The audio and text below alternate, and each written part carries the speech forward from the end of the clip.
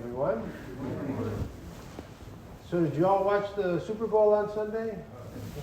I watched it, but I wasn't really into it. To tell you the truth, I was kind of rooting for both teams to lose. But now that it's over, we can turn our attention to things that are really important. That's right, baseball season is right around the corner. I don't mind telling you, I'm a huge San Francisco Giants fan, and I'm pretty sure this is going to be our year. But one of the peculiarities of baseball is that so many of the players tend to be very superstitious.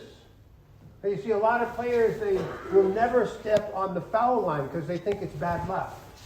Or you might see a player who, every time he gets into the batter's box, he touches his knee. Because one time when he was 12 years old, he touched his knee and he got a hit.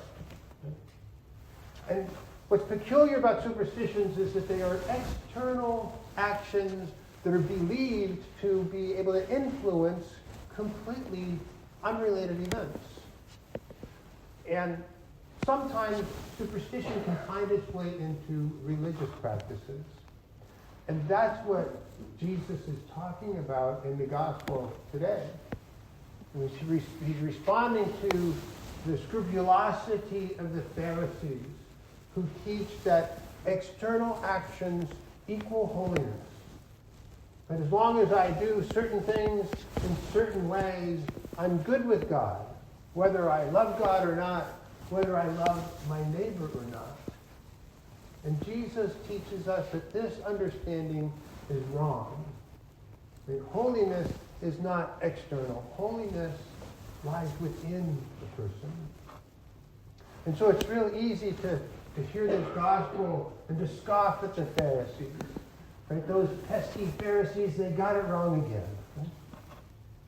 But you and I are not exempt from superstition. We're not exempt from this misunderstanding of external actions equals holiness. I mean, if I put on a good show, if I appear to you to be a good and holy man, well, then I must be, right? But if I'm kneeling before the Blessed Sacrament, harboring evil thoughts and judging others and delighting in the misfortune of others, then I am acting the Pharisee. Or you may look at me and say, oh, how holy he is. But in truth, I would be a hypocrite. And God, who sees all things, would see that very clearly. And so this morning, as we gather in this holy place to praise and worship God, to be nourished by the precious body and blood of Christ Jesus, let us ask the Lord for the gift of holiness.